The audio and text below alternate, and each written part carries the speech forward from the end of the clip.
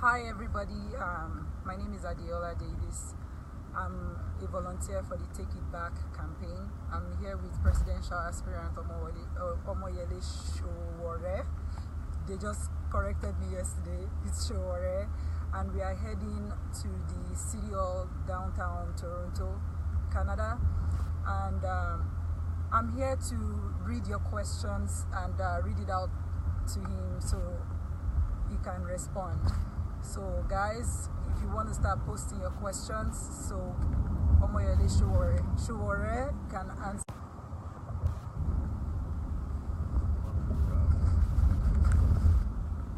So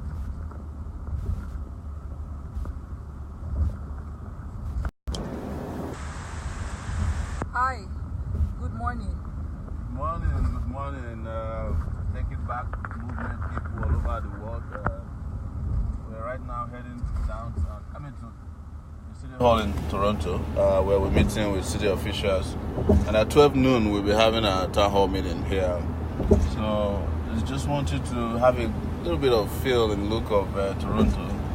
The weather this morning is not the best, so but it's cool. This is the reason I love our country. It's always warm. And the skies are mostly blue.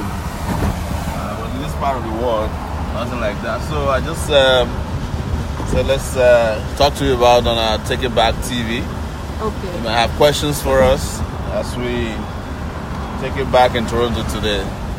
Okay. I think Adebolu Abdullahi is asking how would you address election rigging issue? Election rigging is only possible when you can actually win.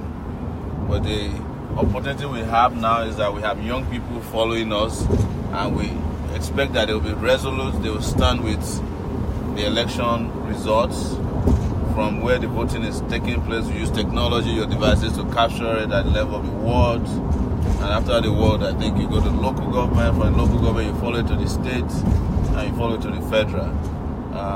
When you talk about rigging, it is because we allow them to rig us out all the time. It's over for them, and this time, if we are determined and resolute, we can't be rigged out of the next election. But technology is key, and we're keeping an eye on INEC to ensure that all of the tools and technological devices that they claim they have bought are working this time around. There's not going to be any excuses for malfunctioning of devices in 2019 because we have to make this election very digital. Okay. And, yes, in terms of its conduct, collation of results, and final announcements of the results. Okay. So I just noticed a lot of people are tuning in to watch. We are with Omoyele Sowore in Toronto, Canada, and we are taking your questions this morning. So keep those questions coming in, and he's here to answer your questions. So back to Omoyele Sowore. They said if you become Fenster INT says, will you sign the new African agreement, trade agreements, when you become president? I have said it, and I'm repeating it once again to all that this is not only going to be a Nigerian president, it's going to be an Afrocentric presidency.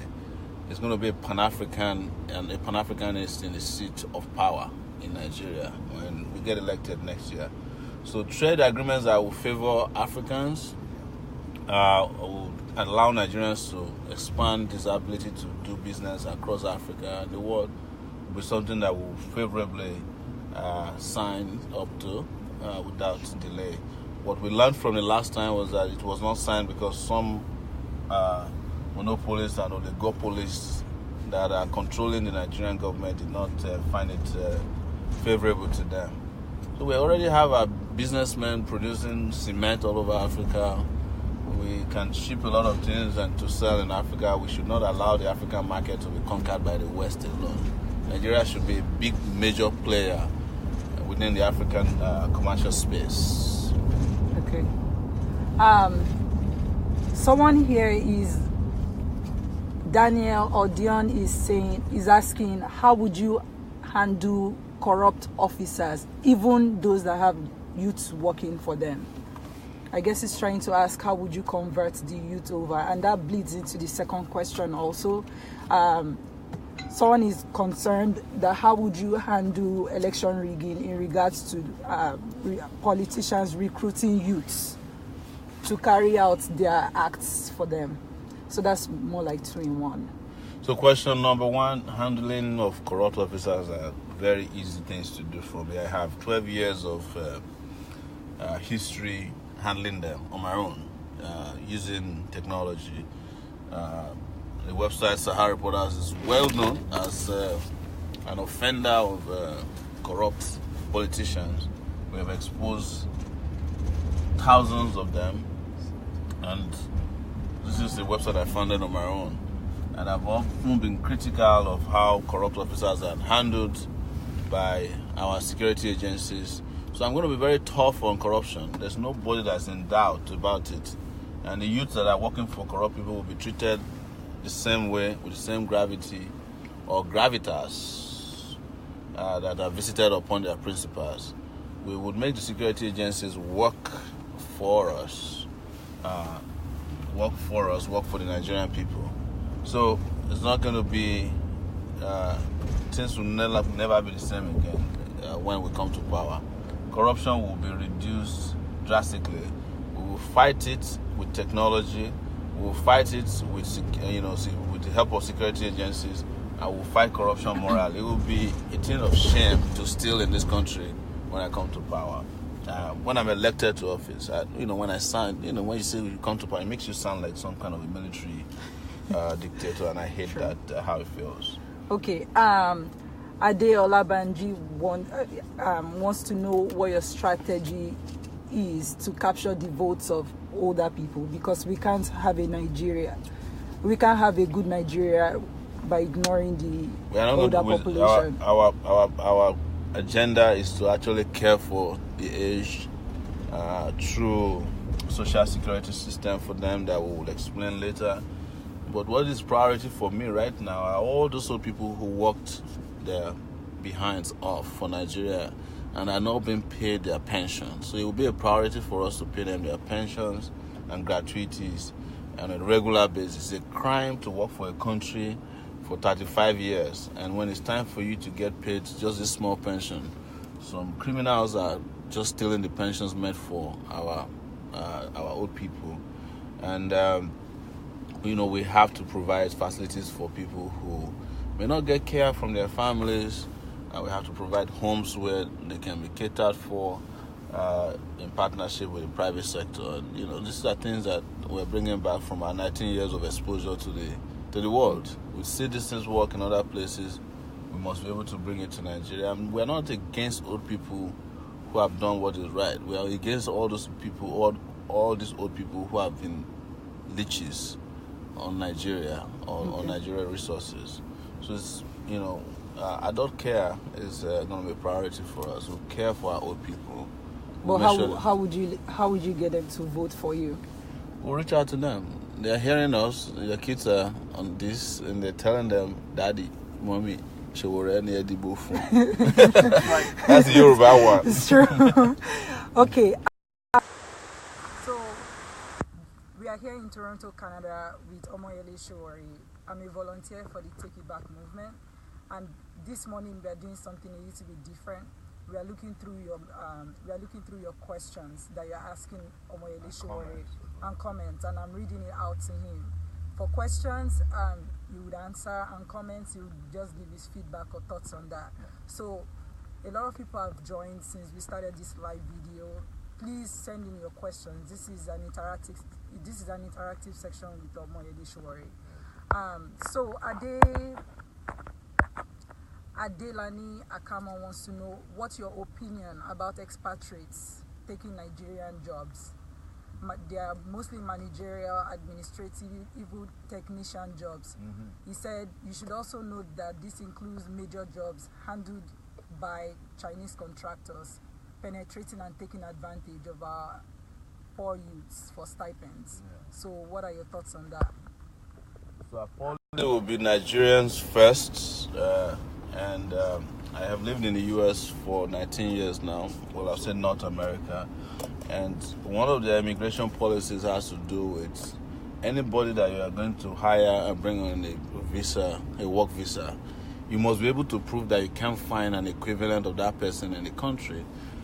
Same as it's done in the U.S. In the U.S. It's the same thing we'll do in Nigeria, but there's no point bringing a welder from the Philippines to come and be a manager in Nigeria when there are Nigerians that can weld, or to bring an Indian manager to come and become the admin officer of a telecom company simply because the owner of the telecom company doesn't trust Nigerians.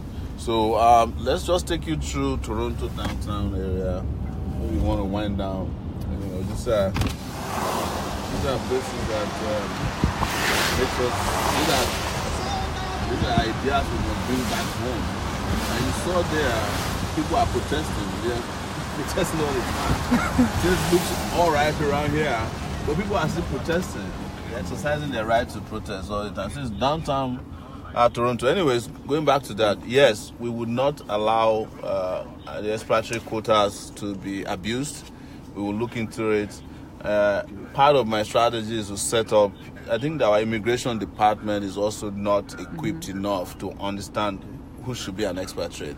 I even heard that sometimes due to corruption, they give a list and then they don't even scrutinize these expatriates that are brought in to do something as simple as a house girl or house boy. Some of them bring them from other parts of the world, and this should not happen. This is part of our strategies to keep Nigerians employed at all levels. We will no longer tolerate that. We know how to cope that. Our immigration department will be equipped adequately and sensitized to understand how to weed out unnecessary expatriate quota abuse. Okay. Yes. Sounds about good. Nwogo, please, I apologize if I mispronounce your name. Nwogo Nnamdi wants to know how are you going to handle the statistics of the country's population in regards to knowing the actual number of Nigerians that are home and abroad? And I think that's a valid question. It's a fantastic question. It's going to be easy to find out Nigerians that are abroad because most of them actually have dual citizenship. So it's a matter of coming through our database. People have passports immediately, and those who are renewing their passports, and also calling on Nigerians generally to just register wherever they may be on a website that will create. Because that is also where we can get some of the expatriates we're talking about that can come home and do some amazing work to fix the country. Part of what will be our strategy. Don't let me use me. Will be our strategy is to see how we can attract our best who left the country already and bring them back to come and serve the country, both within and outside of Nigeria. Secondly, for at home, I think it's for us to start to merge data. We can get through the banking industry, we can get through the telecom industry, the number of people. Right. Yes. Stop it. Lose connection. All right. It So looks like we might lose connection. We might lose connection now.